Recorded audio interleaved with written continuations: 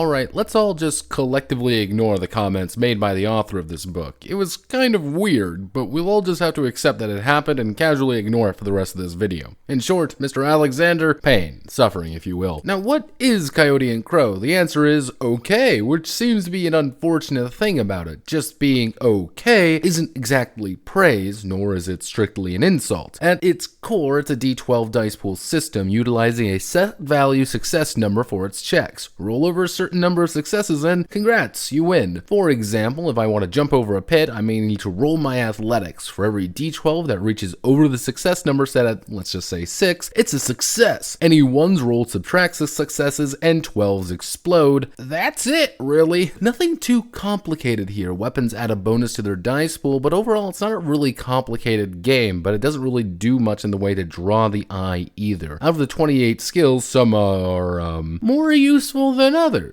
For example, art shares the same value as ranged weapons or medicine, and everyone will have all the skills they need as each one is tied to 2 attributes. If you're trained, you get the higher value, and if you're not, you'll get the lower value. Attributes themselves are in a World of Darkness-esque 3x3 grid with an application resistance and endurance value, all of which are very tight pool of character points to actually distribute them, which means most characters are going to end up with 3s and 2s for well-rounded characters, while more focused ones will end up maybe with a few 4s. And your character is heavily based off these character points, with only a consistent way to get more at character creation being the gifts and burdens system, which act as a less defined merits and detriments system from World of Darkness again, actually. Now that I think about it, World of Darkness does have a lot of strong influence over this game, but you'll be choosing an archetype and path first. Your archetype is effectively your class, nothing really to write home about of the 6 of them, each granting a +1 to an attribute and +1 skill rank. Paths are a secondary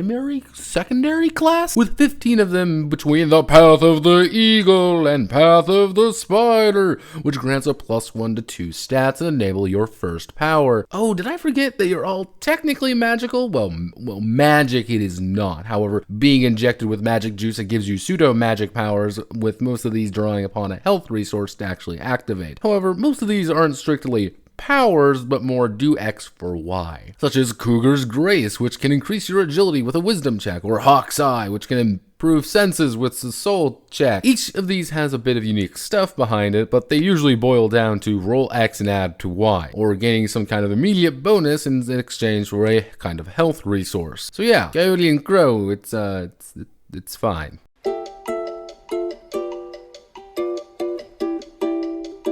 Why are you still here? It's over. You don't need to be here, but you want heads on stakes, don't you? You always do. The setting fucking sucks, okay? I said it. The main issue is actually twofold with the setting. One is that it's this bizarre solar punk cyberpunk utopia where everything is fine, because after a mega climate disaster, the natives who haven't been able to industrialize or even exploit the basic resources due to the permanent death winters invested heavily into all of this cyberpunk tier super technology with almost automatic 3D printers, which feels horrifically jarring to the story it's wanting to tell. Because there's both an over mention of everything in the 120 pages of lore, but also a complete lack of utilizing it in any meaningful way. Combine that with a generic super of whoops, there's monsters now, which also aren't really mentioned at all, and it feels like more of a discount Shadowrun. The second issue is the most damning. Simply put, this isn't really an indigenous people setting. Far from it, it's an indigipunk setting, which means most of the identity of the cultures it's trying to talk about are lost in this bizarre malaise of gruel.